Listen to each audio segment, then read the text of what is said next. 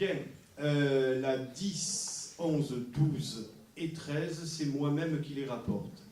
La 10, il s'agit de la création de 2 postes, un de directeur de police municipale, un d'ingénieur territorial à temps complet.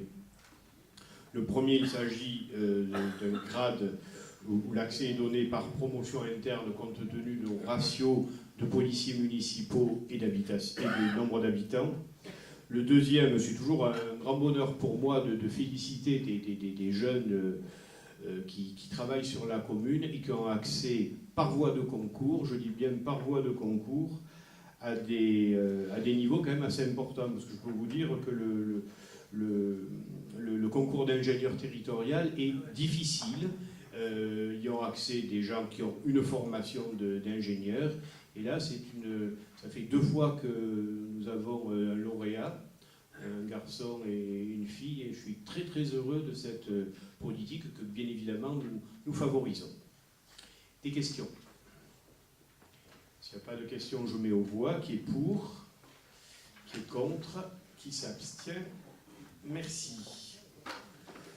La 11, qui est la demande de subvention auprès du Fonds national de prévention. Alors, ce n'est jamais que se faire financer une partie d'un diagnostic concernant les facteurs de risques psychosociaux. Risques psychosociaux, je ne vais pas vous faire une explication médicale trop longue, c'est une façon autre d'exprimer ce qu'est le stress au travail dans toute sa déclinaison. Que ce soit la dépression, que ce soit l'anxiété, que ce soit même le burn-out, même si aujourd'hui le burn-out n'est pas considéré comme maladie professionnelle. Nous intégrons ce diagnostic qui est en train d'être mené avec un comité de pilotage à ce qu'on appelle un document unique qui, comme son nom l'indique, est un document qui rassemble tout ce qui touche à ces questions de risque au travail, et pas seulement les risques psychosociaux. Nous avons donc un comité de pilotage qui est une émanation du CHSCT,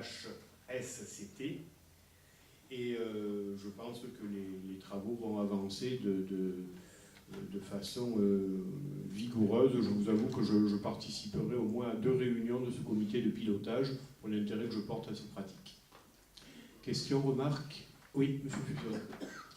Qui sont les personnes dans le comité de pilotage et quelles sont ces actions en plus que le CHSCT? Le CHSCT, c'est ce qui touche à l'hygiène et à la sécurité, et donc c'est un champ beaucoup plus large. Le comité de pilotage, alors il y a des gens qui tournent autour de la mairie, de la direction générale et du centre de gestion qui nous accompagnent dans la démarche. Ce sont tous des gens qui sont, je dirais, qui ont intérêt et suivi sur les risques psychosociaux et de façon générale les maladies professionnelles et accidents de travail. C'est le problème de la médecine du travail. Voilà. Les syndicats approuvent bien évidemment, hein, puisque ça fait partie. Oh oui, bien sûr, bien sûr.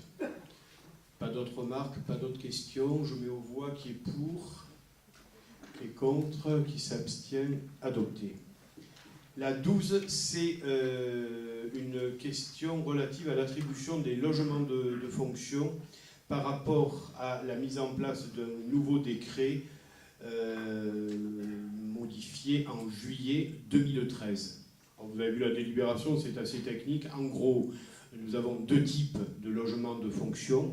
Les logements par nécessité absolue de services qui sont mis à disposition, entre guillemets, gratuitement, puisqu'en échange, bien évidemment, il y a un service rendu, obligatoire, comme son nom l'indique, nécessité absolue de service.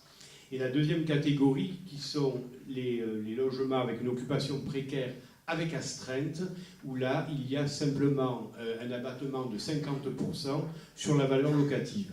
Donc vous avez la liste exhaustive des 2 catégories de logements que nous avons sur la commune, nécessité absolue de service, occupation précaire avec astreinte, avec, bien évidemment, il n'y a pas les noms, mais le nombre de personnes qui sont concernées et les obligations liées à ces logements, que ce soit nécessité absolue ou astreinte.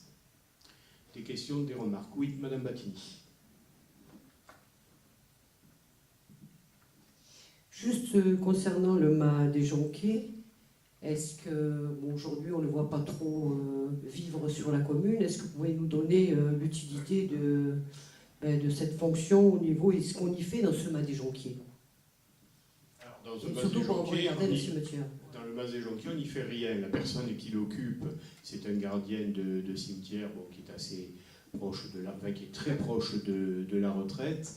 Je rappelle que le mas des Jonquiers, au-delà du mas lui-même, c'est une propriété que j'avais rachetée il y a quelques années dans le but de développer la zone d'activité des Jonquiers. Et donc j'avais voulu, de façon très simple, puisque je rappelle que cette maison, il n'y a même pas l'eau courante, il n'y a pas de réseau, il y a le canal de Provence, j'avais voulu, à condition que quelqu'un l'accepte, et ça a été le cas, que ce mas soit occupé pour que ce ne soit pas squatté. Voilà, c'est aussi simple que ça. Gardiennage. C'est du gardiennage, même pas, puisque disons qu'à partir du moment où c'est plus ou moins habité, on a moins de chances d'avoir un squat, et ça a été le cas. On n'a pas eu de squat. C'est une unité de stockage aussi. C'est une unité de stockage pour une association, c'est exact. Oui. D'autres questions? Bien, merci. Je mets aux voix qui est pour, qui est contre, qui s'abstient. 2 abstentions.